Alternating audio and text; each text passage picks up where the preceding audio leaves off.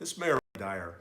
We've all been affected by coronavirus. We're staying at home and keeping people safe, but a lot of people rely on performing in front of live audiences to earn their income. So tonight, we're doing this benefit for them. I want to thank all the talent that's involved here tonight, and those of you who have tuned in to contribute. Hey everyone, this is Genevieve Bernard, and I'm the artistic director of Voci Dance. Artists really need your help right now, and if you can support, please do, and enjoy the performances. See ya! Hello everyone, Wanzie will be joining us momentarily. Thank you, Mayor, for those words. I appreciate it, as does Wanzie. And look who's here. Hey, Michael. Oh, you just made it. Rich said 30 seconds, and Kenny looked at me and said, you got something in your nose. Well, that's true. I wasn't going to share that. And I'm going to get it. Again, it is so sweet of Mayor Buddy Dyer to carve this time out of his evening every single week. We've had a couple write-ins for a costume change. However, I'll speak to him about that. Just very quickly, let's remember why we're here. Even though our fucked up governor has said things are open again, we all know that it's not a good idea, and we're not through this, and it doesn't matter anyway. Even when stuff does open up, people aren't going to be live entertainment. Forget when that's going to start. It'll be the last thing back to the parks, I can tell you that. So we had 187 people that had signed up for assistance. We have managed now to get to all but 20 of them. We have 20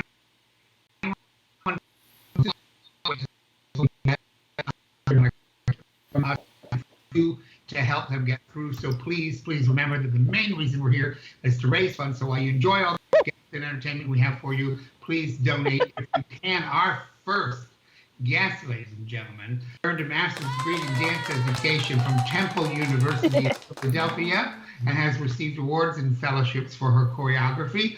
As the artistic director of Voci Dance, she works collaboratively with dancers and artists with a focus on site-specific work.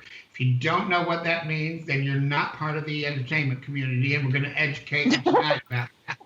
She is also the choreographer and puppeteer with Ibex Puppetry, and she works. She has installed works, dance shit. At places like the Detroit Institute of Art Museum, the Indianapolis Museum of Art, 100 Acres, the RSID, the New Vic Theater, right? Or is that what she's done a thing there?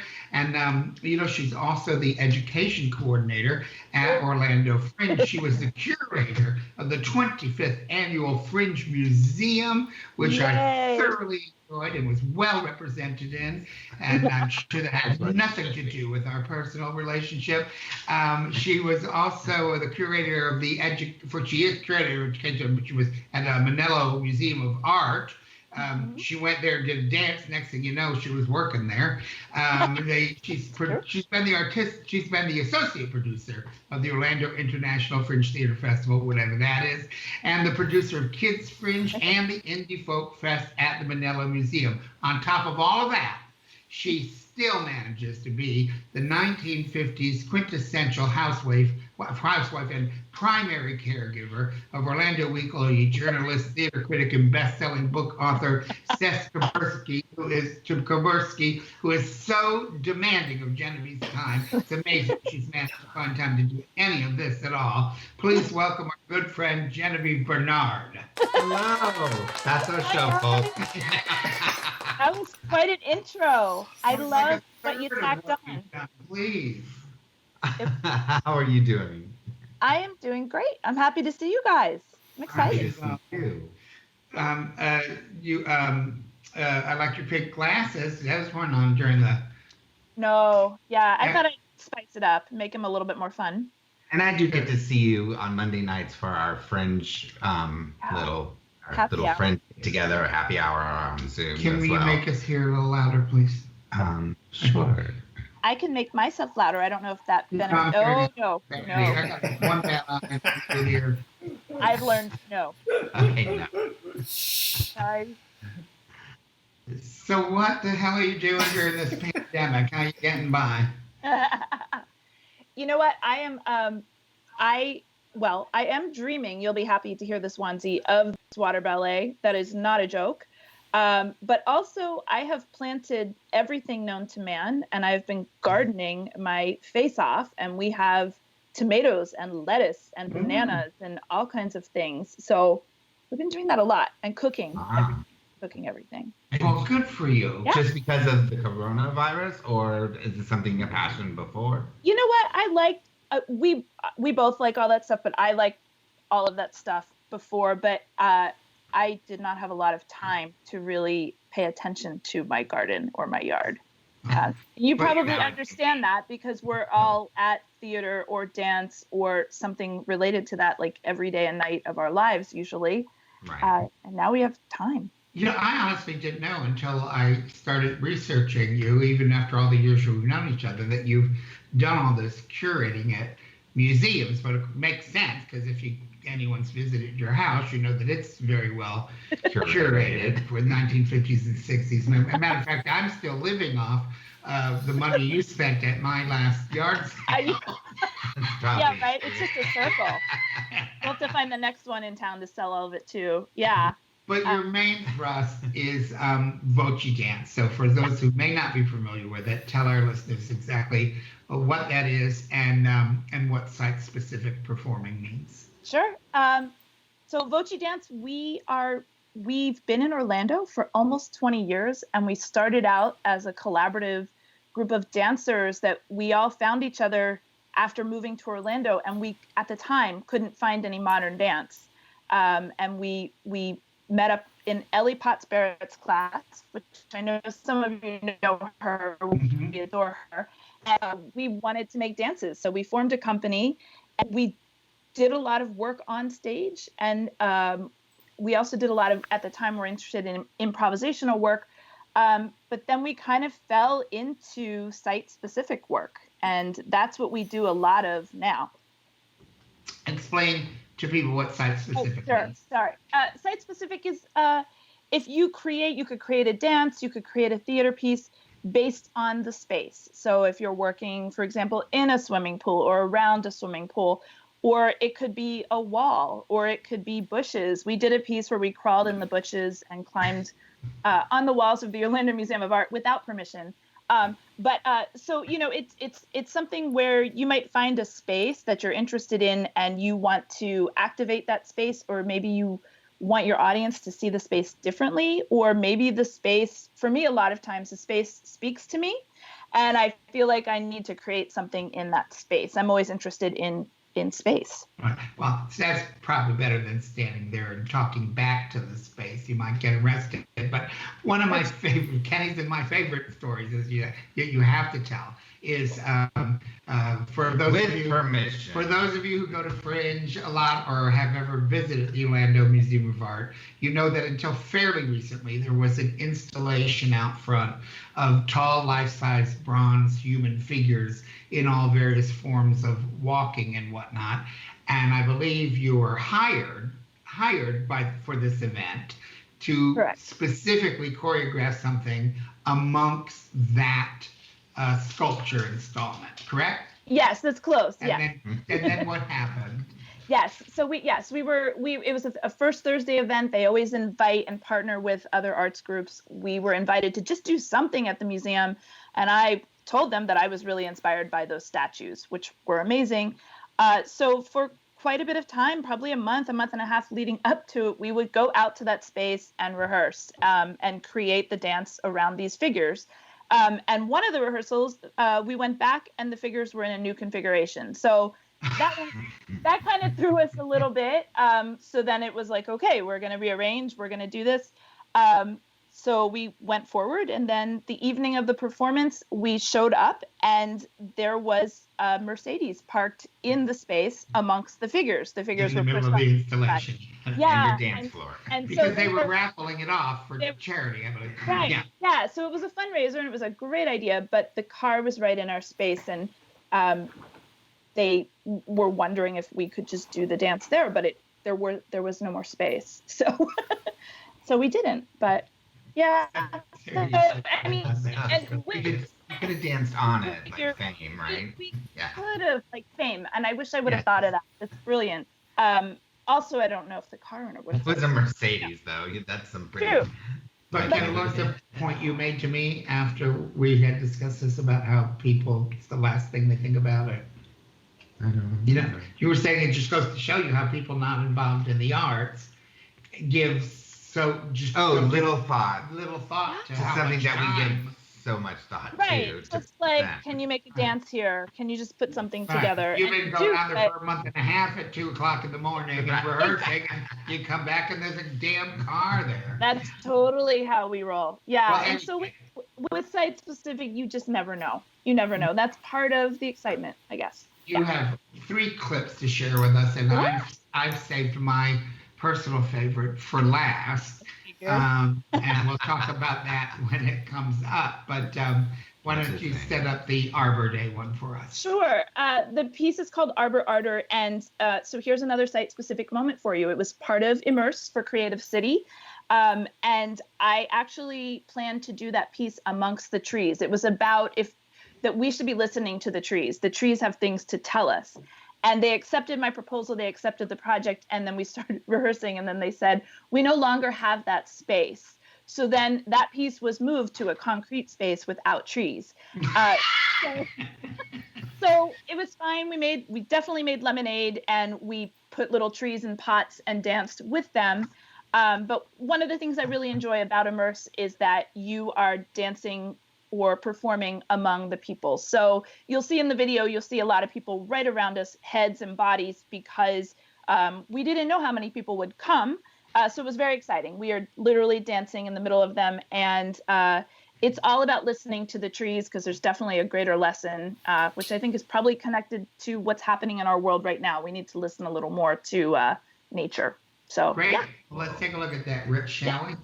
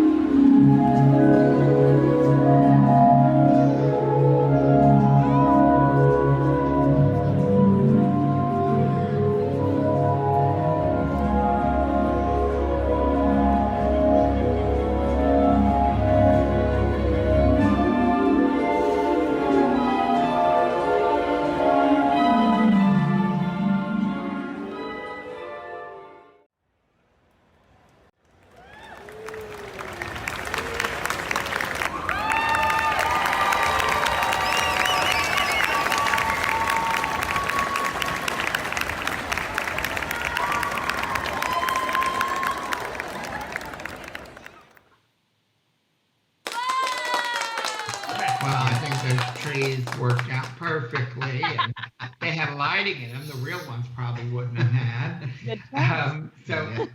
Next up is, I think it was your second time in Plain a Day, was it not? Yes. And for those of you who may not know, Plain a Day is a situation where in one 24-hour period, playwrights are given a subject. They write through the night. The next morning, it's delivered to the actors and director. And at the end of exactly 24 hours, there's people sitting in the audience, and you're seeing a play that has been created in a day. And Beth Marshall presents, has always put that together. It's coming up, actually. Yeah. And in this instance, they've asked you and Voci Dance to participate for 2 years. And so why don't you set this year up for us? Sure. This one, Beth gave us the theme. It was all women, writer, director, choreographers. The actors didn't have to all be women. And the theme she gave us was Men, Our Bodies, Our Choice. Great. Yep. And by my own choosing, we've included to leave Pepe's intro in because I think it's hilarious. So. It's pretty funny. I know. Yeah. Good. Yeah. So this is done in a day, ladies Yep. and gentlemen, from Plain a Day. Voci Dance, this is their second time doing Play in a Day. So, Juno, just like how everybody else had to learn their lines in just like 12 hours today, these dancers had to learn all the choreography and had to all be made up today on the spot. So, pretty impressive. So, coming up next, this is team number 5. It is Voci Dance. Their title is Dance. I'm sorry, Men Dance. Our Bodies, Our Choice.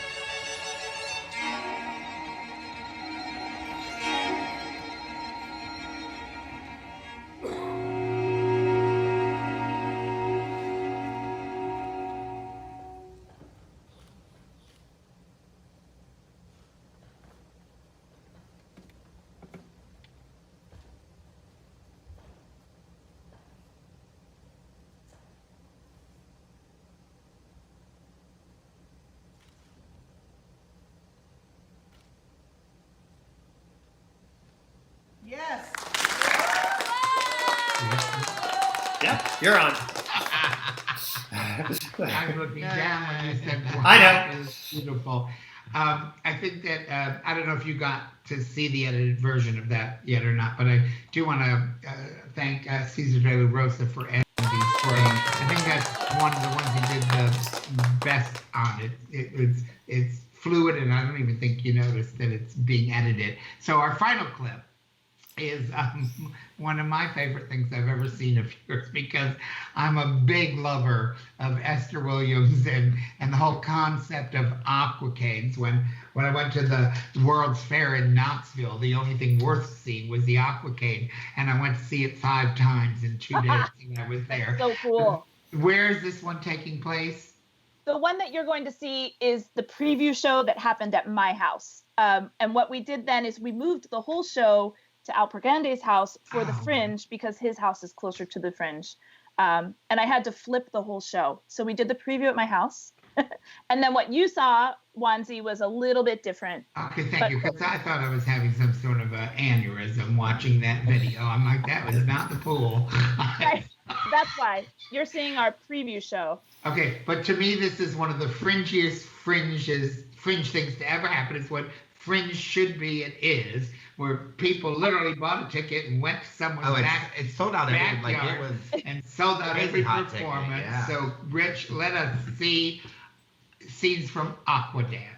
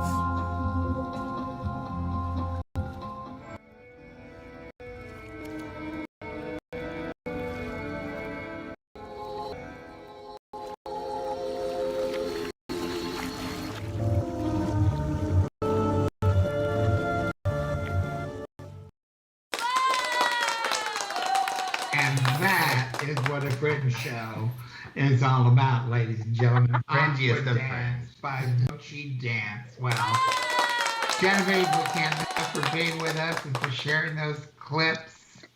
Kenny, what do you want to ask her? Binge watch? Yeah. What have you been binge watching lately? Oh yeah, what have we've been binge watching Picard and Star Trek Discovery. Oh, yeah. Oh. I'm not This is an asking exciting about one. Lion King anymore because everyone Tiger. agreed. We Tiger watched King. that. We saw the King, Tiger the cat King, one, King, but it yeah. made me cry. Those poor cats. I wanted them to eat all of the mean people. Yeah. Be done. They worked their way through a few of them. Yes. So, is there anything that you'd like to say to everybody watching before we leave? Yeah. Well, Good. thanks for sharing time with us. And really, like, artists in this town right now, we are all going through a hard time. If it's an arts organization, if it's an individual artist, we're so dependent on our jobs in these theaters, in the theme parks, and it's a really tough time. So if there is any way you can support, help, donate, there's a link right at the bottom. Should be scrolling by, I think. Please do, and please reach out in any way you can. And that's it. Thanks for being with us. We love you. Mwah. See you Monday. Love you guys. See you Monday. Bye. Have fun, Daniel. Well, ladies and gentlemen, at the top of the show, we have had donations from Frank McLean, David Dorman, Lawrence Cook, and Daniel Blumberg, giving us a starting total of $200 for this broadcast. Our goal, as you know, is always to try and make $1,000 per broadcast. We made $600 last week, but that's in part greatly due to a $300 donation from Jacob Laval and his cameo appearances, and a $500 donation from the Imagination House. But all you need is $5 or $10, and that's the way we make our money. So if you're enjoying the show, if you got $5, don't hesitate to give it, please. Speaking of Daniel Blumberg, he happens to be our next guest, and I gotta tell you, he clawed his way up, working at starting in a restaurant, the Crystal Palace at the Magic Kingdom, onto the character department where he worked with Doug Bowser, and all while winning female impersonation pageants at the Parliament House with his alter ego female character Bubbles, all while simultaneously performing in the singing twin Christmas trees at the First Baptist Mega Church of Orlando. Now, he has costumed Wanzie and Doug shows at the Parliament House and at Fringe, which I am sure is responsible for launching his current career of becoming a mucky muck in the departments of costuming at Universal Studios Florida, and then Universal Singapore, then back to the United States for a stint heading the costuming and wardrobe department at the Creative Studios of Norwegian Cruise Lines, then back to Asia to work on a new project, most recently in Beijing for Universal, that he's under a gag order not to talk about. But anyway, they sent his ass back to the United States so that he could experience the world's worst administration's response to the COVID-19. So please welcome, dear friend, the undisputed Central Florida queen of costuming, Daniel Bubbles Bloomberg. Have another vodka, Michael. All right, Bubbles. Ni hao. Ni hao. Ni hao. Zao chang hao. It's so good to see you. Likewise, Daniel, likewise. half of Orlando knows you from pursuits at bars, and the other half know you from working with you at theme parks. And for those of them who don't know you, there you are. You're delightful. Say something, please. It's just so nice. It's so nice to see you boys, and thank you for coming into my house today. I've been on quarantine, I feel like, for 3 months off and on since I left Beijing to go on vacation 22nd January, and I've just been running from COVID. So it's caught up with me. Running at the right time. Tell us, Yeah. what was the adventure? What date did you leave Beijing, and when did you finally get here? I packed bags for a 9-day holiday. from Beijing to go to the Czech Republic to see my dear friend Jonathan Barr, who lives in Prague. And so I had, all these winter clothes and whatnot. And so meanwhile, as I was leaving Beijing, things were starting to, I don't want to use the word heat up, but obviously it was known that there was an issue. So literally within like 2 or 3 days of arrival in the Czech Republic, flights started canceling. So what the vacation turned into was everyday book flights, and the next day get a cancellation notice from said airline. And so I finished my time there and convinced an airline to change a ticket that I had for a return trip to Beijing to get me to Singapore. So at least I could be in the same time zone as my team in Beijing. So I stayed in Singapore as long as the authorities would allow me. But they have issues of their own there, so no foreign nationals without a visa. Because you couldn't enter China. Right, all borders were in a sense closed. In fact, as I entered Singapore, their borders closed. So I was on a limited amount of time there anyway.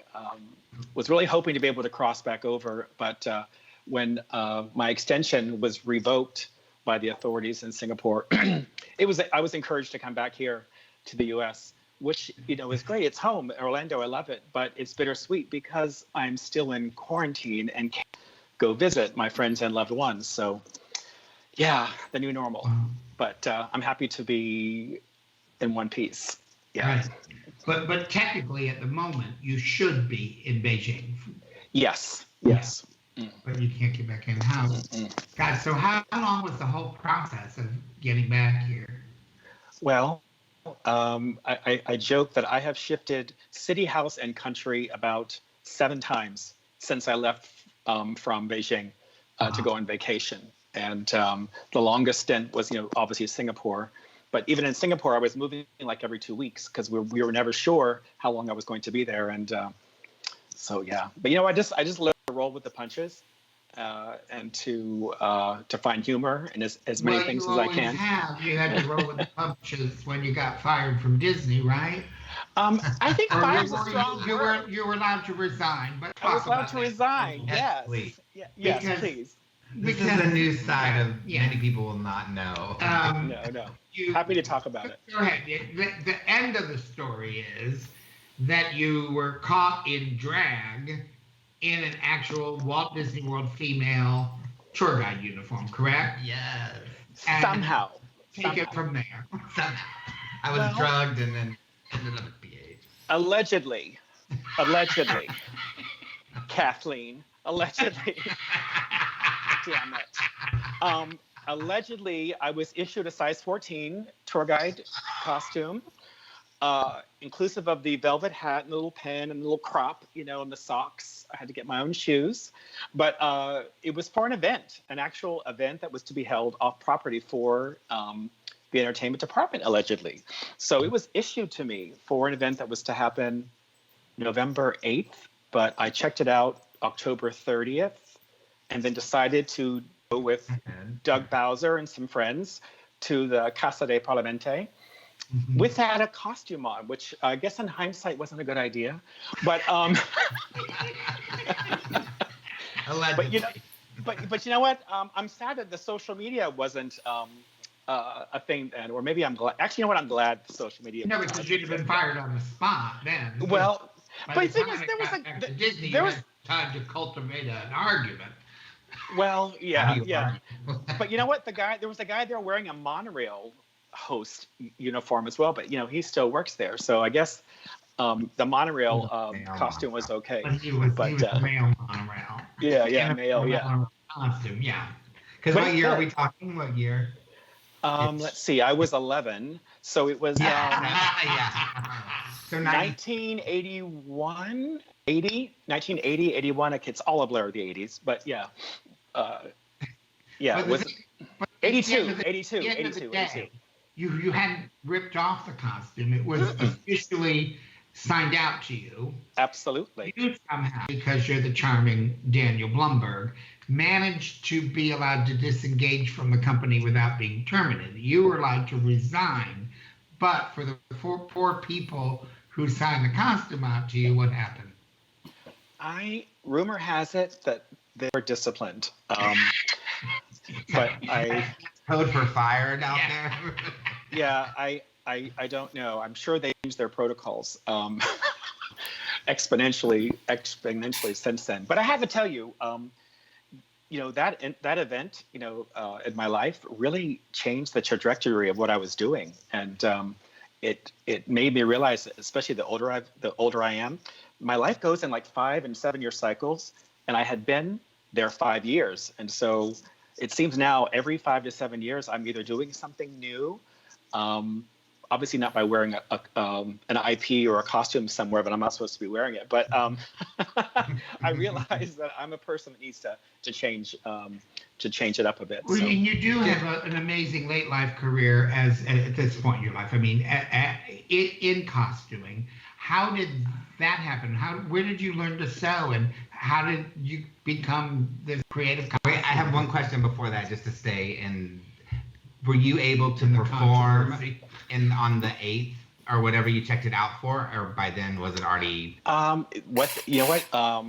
Very nice. I was able to attend the event. The programming was changed, so no, that costume I returned it.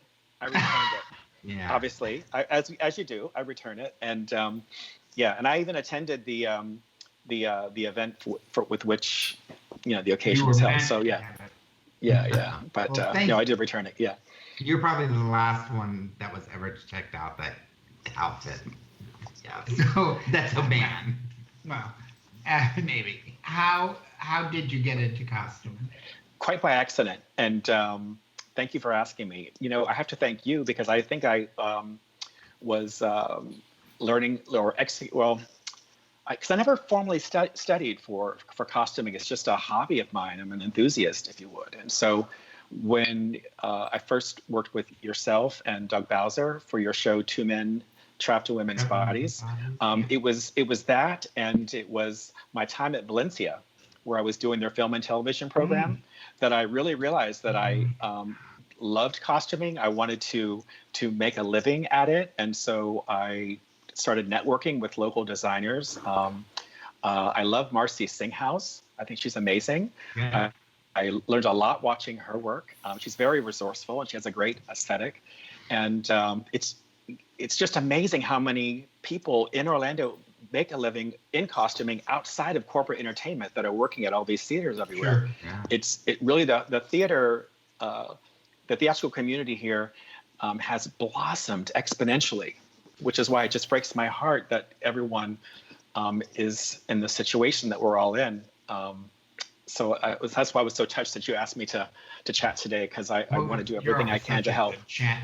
But you and I first met when in the late 70s or mid 79, 1979. I was preschool. Preschool. I had already left Disney, but had been asked back to direct Anything Goes at the Diamond Horseshoe Review, and I was the spotlight operator or something had called in sick. And so I said, well, I'll run the spot. So I'm at the back of the Horseshoe, and you were sitting at the table next to me. You were ushering, weren't you? Yes, I was your usher. Yeah, I was stalking you then. Yeah. And then you ended up sitting at the table next to me, running the spotlight. And I remember that I was also filling in a couple of the tap numbers where they were shy on male dancers. So I'm running the spotlight in my tap light, and I turned to you and said, oh my God, I have to be down there for this number, and kind of said to you, here, run this, and just shoved the spotlight to you, and that's how we became friends. And that's what I learned, how to use a spotlight. And you met Doug Bowser in the character department, correct? Yeah, we did. Douglas and I did a parade together.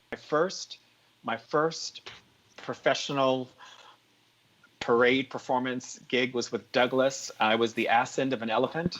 I won't say which one. That's inappropriate to say which character I was a friend with. But yeah, you can ask Douglas. It'll work either way. And then how did you meet Kenny? Kenny, let's see. I'm Kenny because I have been and shall remain a big fan of his work. And the good news is we are all working together. But I was a pretty ambitious fringe volunteer before I eventually was asked to serve on the board. And I'm a fringe addict. It was Lion The Lion Queen. The Lion That- Queen. yeah. I know And we're the naked starting go-go on, cub. but But you were always the first one in line for that, which was the first time that we had met. But moving forward, without nudity, you were also the first in line for every other show. It just... Yes, and I believe that at Dragness of God, you realized that there was a specific seat to which the naked Holy Ghost would come and dance with his wiener flopping out, and there true. you were first in line every show after that, sitting in that exact seat. All right, we are running out of time. Before that.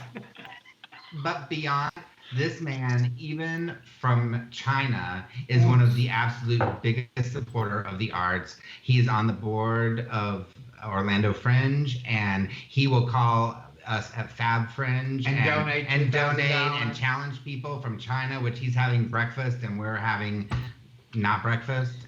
So I just would like to thank you so much, because you still make such an impact when you are not here. And I'm so glad that you're here, and I hope that we can do this in person real soon. And I said, what I love about you is, in the old days of Disney, the original managers and supervisors and stuff at Walt Disney World had all come up, starting in a restaurant or running a boat ride or something at Disneyland. And here locally, you are one of those people who, like, your whole career stems from starting out as a kid performing at Disney, and now you really are a major somebody for a major theme park corporation and doing all these great and wonderful things. So again, the full circle of it being that Kenny and I end up doing a show for Norwegian Cruise Lines, and there you are, the head costumer, and end up we're working together. I miss the shopping pictures on Facebook from Shanghai, really. It'll happen soon enough. It'll happen soon enough. Any last words? Any last words you want to say to our listeners before we just, obviously, Mazel Tov on the success of your of this initiative, and if everyone that's listening or participating or watching this later online can please find a way to contribute to a very, very important local initiative that helps people directly. Let's do what we can do to help each other. Together we get better. There you go. Thank you so much. Ladies and gentlemen, we have a couple of messages from you, from our friends at the Imagination House. The video was a little clip. We show it, we got it fixed, and a couple of other friends. Give it a listen, will you please? Hi everybody, we're the Imagination House. We're the Imagination House. We're the Imagination House. We're the Imagination House. We hope you and your families are staying safe through these upside down times. We've all been affected by the COVID-19 shutdown. And we just want to say that we know things are tough right Good evening, Devils, Artistic Director, Orlando Theater. I wish we were gathered at the end of the night, but still we're gathered, and that's the most important thing. Tonight we're here to try to support our artists in Orlando that have been furloughed from their positions, either as actors or designers or teaching artists or full-time staff positions, theaters around town. Tonight we need to support them. At Orlando Rep, fortunately, we are still able to retain our full-time staff, but all of our seasonal indies have been furloughed. So we ask, if you can, please help us support these artists by donating to the link at the bottom of this screen. Thank you so much.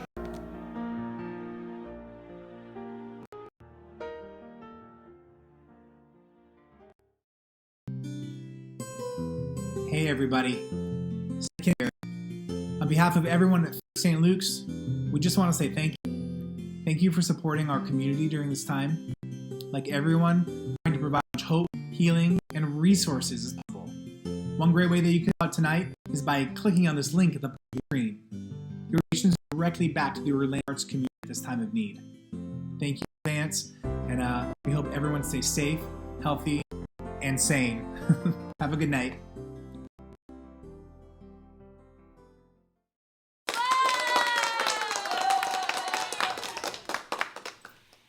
Hey, we're live.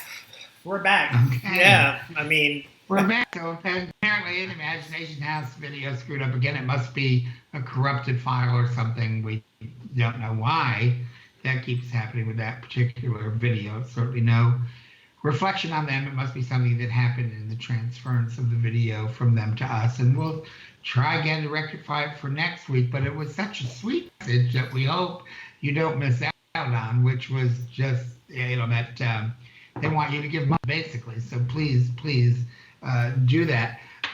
so we've connected with our next guest. So whenever you guys are ready, we'll be ready to go. I was stalling because we couldn't get our next guest on the line, but she is there. She is a personal favorite of mine and Kenny's, and our friend Jeff Horn claims to be her biggest fan in the entire universe. She was a staple of the Central Florida independent music scene before moving on to continually tour the country, performing all self-composed music with that inimitable voice, which has been described as singular, and her shows heralded as being uplifting, enlightening, and hilarious.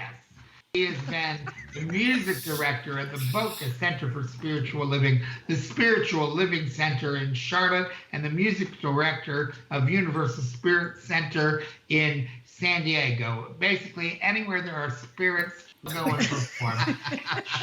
He was raised in Sarasota. She moved to New York, got sick of that, came back to Orlando, where she became the staple of our independent music scene here in Orlando. Will you please welcome our dear friend, Amy Steinberg? Hi. Oh, it's so How are you? It's good to see you. Where are you now? I am in Asheville, Asheville. North Carolina, North Carolina. We have From San Diego as of recent, yes. Yes, I've only been here 6 months, but I lived in Charlotte before San Diego, so. North Carolina keeps bringing with the it on. exception of Charlotte, you have a penchant for finding the blue areas in red. Oh, states. always, of course. I mean, where else would I belong? Oh my God, you're beautiful, darling. It's so good to see you again after all this time. Got it, Wanzie, you cute thing. It's so good You and I first performed together with Temenos Theater, which was in an abandoned storefront, which is where now the Amway Center is. I think we actually met before then, but that might be the only time we actually did something together. You're younger, you have a better memory. Yeah. We were at Chad Lewis directed a show there about Oh, art. Chad Lewis! And it was being done under the auspices of Christian Kelty's Joe's New York City Bar thing. Yes, it was about an art installation. And so cool. I don't remember who you played, but I'm sure I was playing music. I was probably, singing and playing music. Was that Walls? It was Walls. That's what it was called. Walls. We couldn't remember during the technical. Oh, there was a clown. It was called Wall. And you had the umbrella. Listen, I think I might have blocked that out. I'm not trying to. I did too. That's my I mean, Wanzie. I don't know if you remember this, but I was unhappy with the shoes they gave me to wear. And you came in one night wearing a pair of bowling shoes. Do you remember? No. Yes. And so I said, those match my costume perfectly. And so for the run every week, I would wear your bowling shoes. I love that. I don't. How much I'm I impressed. feel this might be a made-up story.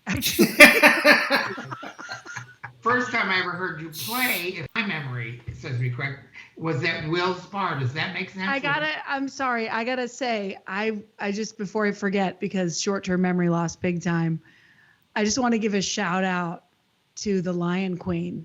I mean, you were just talking about Fringe, and I just remembered that experience of seeing that show. It's fucking, am I allowed to curse? Yeah. Okay, he's here. Unbelievable. One of my favorite theater experiences ever, and anything you did, anything. Oh, well, thank you. That's shared by all three of us because you saw the original production. I'm talking about it, Fringe. Yeah. Did it develop? Did it develop more? And direct it. Yeah. It's for the sake of not being sued by Disney, we had to hire a New York person to change the music to legally. And we recently did it at Fringe again as a revival. So good. Well, you're sweet to mention it, but we're not here to talk good. about us. We're here to talk about you. Okay. Well, I am you. You are me. We are one. That's true. And that explains so much about you. Before we introduce your first clip, just speak to us about you have this. If you had nothing to do with spirituality, if you had no touch tone whatsoever to, that side of things. Do you know what the word spirituality means? Do you know? This is very important because people go, I'm not spiritual. But if you look at the definition of the word spiritual, it is the spirit of the spirit. And then if you look at the definition of the spirit, it is the animating force behind a human. That's what it's defined as. The animating force behind a human. So you are spiritual if you are alive. If you are alive, you are spiritual because you are. Whether or not you tap into it. Well, exactly. Well, yeah. I mean, it's there. We all have heartbeat. Yeah, I mean. Yeah, we all have a heartbeat, but not everybody has a heart. You know what I'm saying?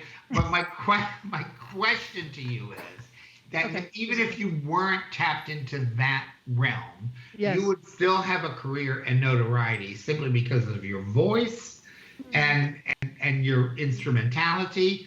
But speak to us about the marriage of those two worlds and how that informs your art. So that's such an interesting question. It's kind of like I had always been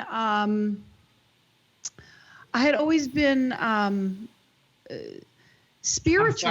I was always interested in things that were spiritual. I've always been spiritual. Like I was at tarot cards and astrology, and I'm just like a water sign, man. Like I just love esoteric. I love going into the witch shop, smelling the incense. You know what I mean? Going to the psychic. Like, I've always been interested in the more. And then honestly, when I took a spiritual turn, like a hard left turn, about at 28 years old, and became like got really into spirituality. But then years after that, somebody dragged me to play at these spiritual centers. I don't know if you've ever been to these places, but they're the best kept secret in modern religion, basically, because it is a religion, but it's so beautiful. It's called Centers for Spiritual Living or Unity Teachings or any of these New Thought. It's called New Thought. It's this idea that God is in you. It's not separate from you. It's in you. It's in me. It's, it's what I've always believed. It's what I've always been singing about. It's, the truth that we're just all one, and it's all good. After we watch your videos, we're going to come back to that point so you can tell us your newest endeavor you're doing every Sunday. But right now, let's hear you sing.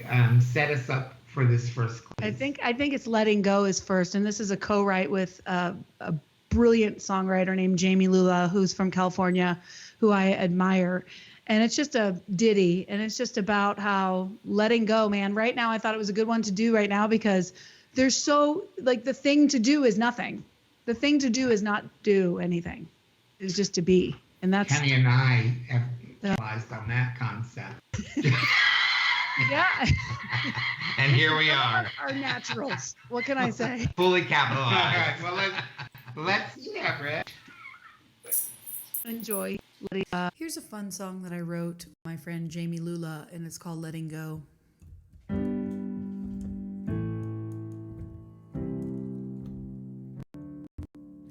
Surrender is not a white flag, giving up or giving. Surrender is giving over to the infinite within. Surrender is not a prison, there are no borders where I live. Surrender is a freedom only letting go can give. Oh, oh.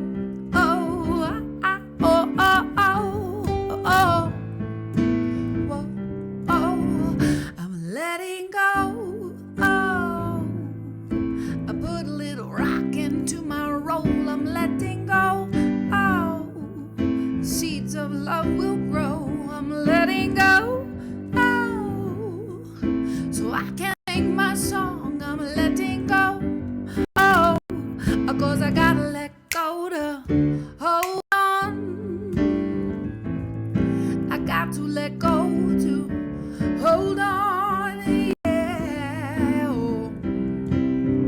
But check it, I'm not Pollyanna. I'm in the trenches of the road, and I'm not living blindly. I said I got my eyes open and I'm letting go. Oh, oh, oh, whoa, oh, oh, oh, oh, oh, oh, oh, oh, I'm letting go.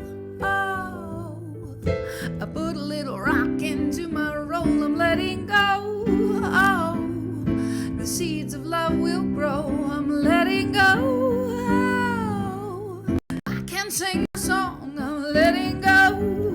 Oh, of course I gotta let go to hold on. I'm not a pretender, but I'm a contender. Be in surrender today. Don't be a defender of doubt, but remember that you are the light of your way. I'm not a pretender, but I'm a contender to be in surrender today. Don't be a defender of doubt, but remember that you are the light of your way. I'm letting go. Oh, I put a little soul into a roll. I'm letting go. Oh, cause I know those seeds of love, they're gonna and go. Letting go. So I can sing my song, but I'm letting go. Yeah. Got to let go to hold on, let go, hold on, let go, hold on, let go, hold on, let go, hold on, let go, hold on, let go,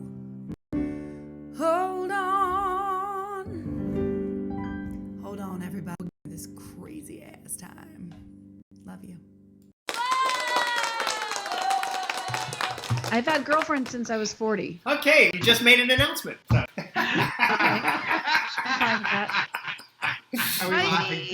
I'm probably sorry, technically. If I had to put myself in a box, I would have to put in a buy box. It was a great number. Thank you. Wait, I gotta say this. I have not gotten an update from the tote board for Claggett, so apparently no one's giving any money. So okay, we need to talk about that. Performance, please. If you've got $1 to spare, we can be like Bernie Sanders and Obama and make the most money from $5 and $10 donations. You don't have to have $100 to give. If you fucking give it, because that's one artist taken care of. But Amy, Rich, are we flashing the thing? Is the thing up there? It's up there. Let's see. Yeah, it's up there. Money, damn it. Amy is here all the way from the hint that she's done fucking hot in the heads of North Carolina. It's funny. You're in Asheville, which isn't that like lesbian Mecca? It supposedly, but see, I am sheltering in place and I'm single. So it's torture in that way, I would say, slightly.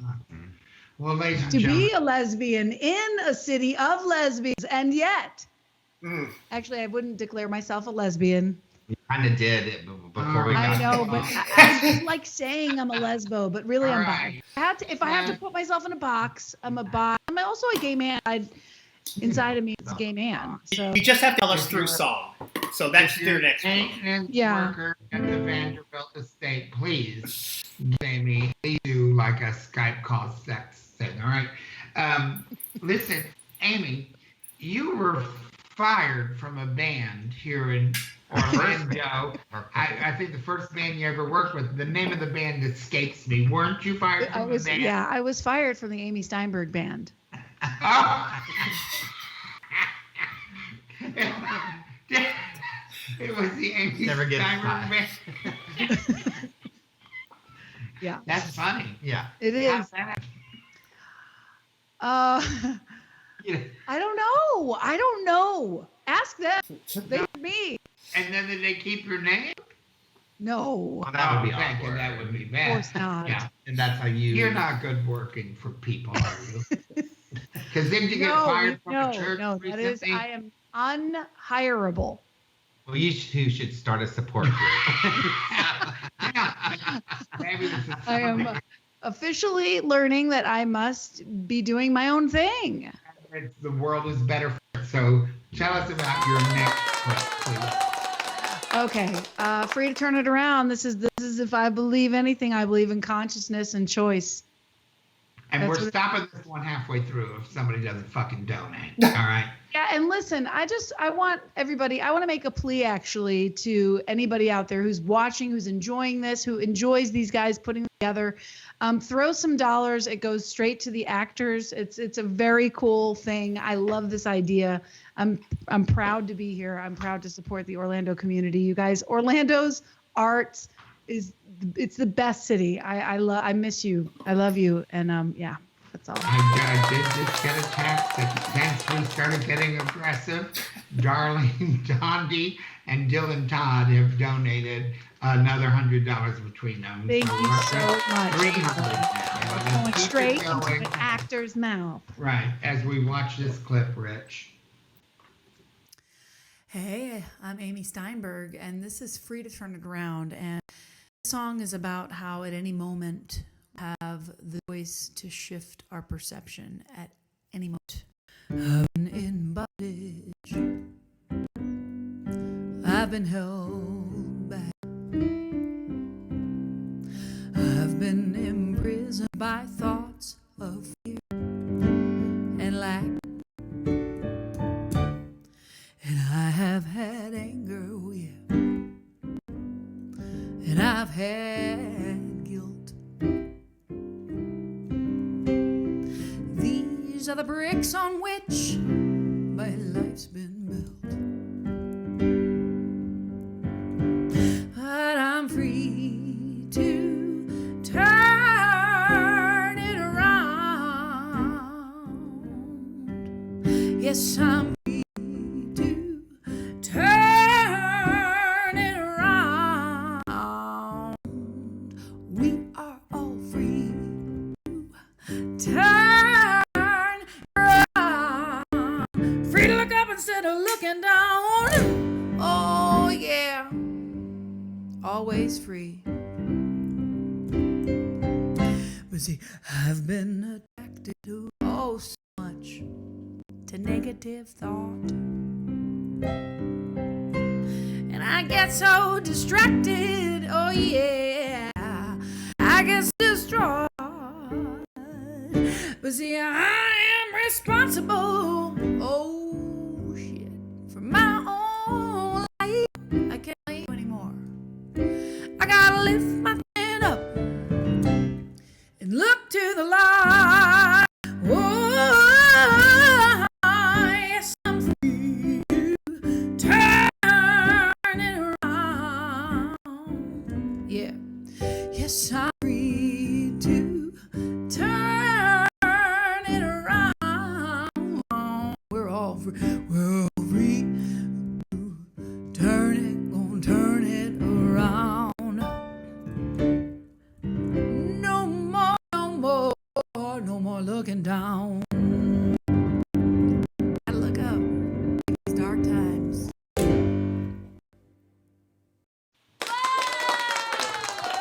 Yeah, I love it. But we both do. I got off track earlier. I mentioned seeing you at Will's Pub, and then we got off on a tangent. But it was Will's Pub, right? It was Will's Pub. Yes, and I It saw could you be there. so many places. It could have been so many places. No, it was there. Are you sure? Yeah, because I was not a part of the downtown independent music scene, believe me. But Yeah, He would but- remember going to Will's Pub. But I used to go Okay, to so you Will's. would remember. Will's Pub was one of my a thing. spots I would Okay, go gotcha, to gotcha. feel like I was one of the cool people every now and again without being too far out of my comfort zone. And I think we did the show at Temenos first, and then you were performing there. I came to see you. Okay. And I watched you, and then I went up to you afterwards and said, "Oh my God, I'm booking shows at the Parliament House. I'm trying to have a really interesting, different palette of people, and you must come." And you were like, "Really? At the park?" And I'm like, yeah. And we booked you, and I think the show you did was "Oh My God, Don't Stop." That's right. Is that right? Right. And then I remember me being thrilled and you being thrilled that we packed like 180 people, completely filled the room, standing ovations. And I think that's where my friend Jeff Horn was first introduced to you. He has bought every CD you've ever produced. Yes, very like number 12 now. It's hard to say if you count the Steinberg CDs or you don't. Okay, If you count the Steinberg band CDs, I'm online or something. CDs. Yeah, I've been doing it for a bit. And we were going to mention we were going to put up the website, and because we had that video issue before, cool. I wasn't able to. So please, let's share those URLs because I don't have them on the graphic. Yes. My point is, you were a big hit at the front house, and I brought Kenny with me to see you. I was already a fan. I had music I had been listening to it, seen other friends' shows, but when Exactly came on the Must Be the Moon album, I had been listening to that. Becky Fisher and I would just listen to that. And I remember drunkenly coming up to you and kind of fan gushing, telling you that the end of the song had kind of become my mantra whenever it was a bad day, and your piano's right there, and I was just And what was the end of the song that became the mantra? I am exactly. No, she's gonna. Would you sing it for? When I try to fight or run, I only wind up back at square one. And when I think I know what's best for me, when I am all alone and full of fear, I just remember the rising sun always, and every day miracles that I see will take me back. It shall take me back, it shall take me back to exactly where I need to. Oh, I am exactly where I need to be. I need to be exactly where I am. I am exactly where I need to be. To be exactly where I am. I am a blessing manifest. Yeah. You just took me back. I said 20 minutes ago. Our very first telethon broadcast, Becky Fisher sang that song in its entirety. Oh, that is so cool. And we spoke very highly of you, but anyway, it's been a joy. Yeah, I just Absolutely. Holla before we go. You must. First of all, let's talk about where can people get your CDs? People can go to amysteinberg.net and find out anything, but you can just put me, I'm in Amazon, iTunes, kind of place. You can go to Spotify, anywhere. Yeah, you're put Amy Steinberg in there and my keys will come up. Yeah, you can listen to me on Pandora. You can listen to me anywhere. I'm available. You're out there. To your result of one of your sad situations, which is constantly being fired, you hired to actually be the minister of a church, correct? Yes, they hired me. Yeah. They hired Where was me. this? Mm-hmm. Where was this? It was called San Diego? Here in Asheville. Yes. And yes, I guess we can't talk very much about it except for that I was let go. And it was days before the quarantine. So all of a sudden, here I am in Asheville with no job and a pretty decent computer. Plan that you were going to do for this. Well, immediately my gut reaction, because there were days between it. And in those days, I decided I'm going to start my own thing. I'm going to start my own spiritual community. I'm going to start my own spiritual experience. It'll be called House of Love and Light, House of Love and Light Asheville. Holla. It's going to be really cute. It's going to be lots of music and uplifting and just me, my spiritual. Just like Joseph Smith. Exactly. I'm starting. I'm going to start. I'm going to call it. Except there's no doctrine, there's no dog, there's none of that. There's none of that. Just a place to celebrate, a place to come together, a place to uplift your consciousness, a place to become awakened and connected to community. Just, I know you're not the just type, but no. I love community. Yeah. I went to the website. It's amazing, and I had no idea that you did a music video to Exactly, which is actually on the homepage. Somebody did it, a fan or something. I've actually never done any kind of music video. So there is a separate website for right, for House of Love and Light. So for House of Love and Light, it's what it is really quick is I'm going live on Sunday mornings at 11:11 a.m. on my Facebook page, and it's to find out more. It's houseofloveandlight.org, but also you can go to facebook.com/loveandlightasheville, facebook.com/loveandlightasheville, and that's where I'll be live on Every Sunday at 11. tomorrow morning at 11:11. Kelly might prefer that as an alternative to my weekly blasting of Sandy Patty's. How majestic I think you'd is love thy it. name. Actually, I think you'd enjoy it. But it's the same song over and over because you don't like anything else she sings. It's great. So everybody check that out. I'm going to check it out tomorrow, Amy. I'm proud of it. Thank you so much for being with us. We enjoy your time. All right.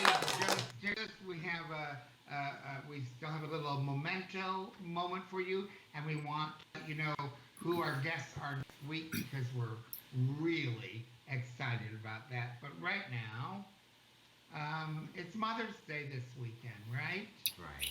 And so we decided to salute our mothers, and actually I know for a fact that my mom is watching, and I just wanted to say thank you for everything. And I hope I can see you soon, and Dad, I love you too. Happy Mother's Day. We have David Dorman with us. Is he in the call now, live? David, if you don't know, aside from being in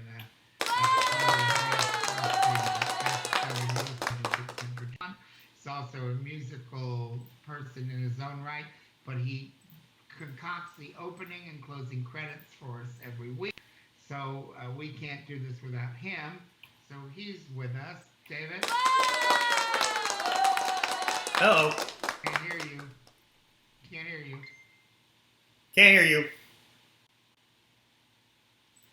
Is that better? Oh, much better. Because I was talking because I was laughing at Amy's funny stuff. I'm happy to be here. I'm very happy. My mom is. I don't know if she's watching or not, but she's so cool. She dropped off like 2 masks for the business today, and she put 2-1 embroidered in there. And I'm lucky enough that both of my parents are still with us, and I just I love them to death, and they're awesome. And Mom, happy Mother's Day. She's awesome. She's my inspiration. She's my cooking inspiration. She's everything. And you've all met her, so you know how fabulous she is. We love her. Good for you. Both my parents are dead. I know. America. But here's a picture of my mother when she was known as Irma Colasar, and this was during the war years, and she worked as the ribbon-type person at a munitions plant in Connecticut, where they would run these beauty contests, and then if you won, you got to be a pinup girl. And so the photos are Irma Colasar as a pinup girl, and the pictures were sent to all the boys off at war. That's what she looked like when my father met her and got her pregnant out of wedlock, and then they had to get married. And now she, in later life, when Rich and I went up there and stayed with my parents to work on Lizzie, this is what she looked like as Irma Wanzie, and she was my best friend growing up, and I believe she's also watching us now. So, love you, Mom. I love the big arms and the shoes. If ever had 2 parents, I mean, they would just they were unique. Parents, all right. Thank you so much. You explained so much about you. Yeah. Well, there's that. There is that. We're thinking of that roadmap. Rich, you're up. It's nice to know there's some kind of way to get to where you are now with what's next to Kenny. So anyway, so who do we have coming up next week? Well, hang on a second. We got to get to my mom first, and then we also. That's fine. But, before we do that, we'd also like to mention Rick Claggett, who is involved in our production and our efforts here, and he sent us a picture of his mom, Ginger, I believe is her name, and that's going to be his mom on the right, and Rick's actually on the left, if you're curious there. But it was hard to tell. And then, of course, my mom. This is my second Mother's Day without her, and so it just kind of crept up on me this time. But I just dawned on me before the show. I'm like, oh, it's Mother's Day tomorrow, and so it goes without saying, I miss my mom every day. And I love your mom. She was so Jerry Ireland. She is missed and loved, and all of that good stuff. Yes.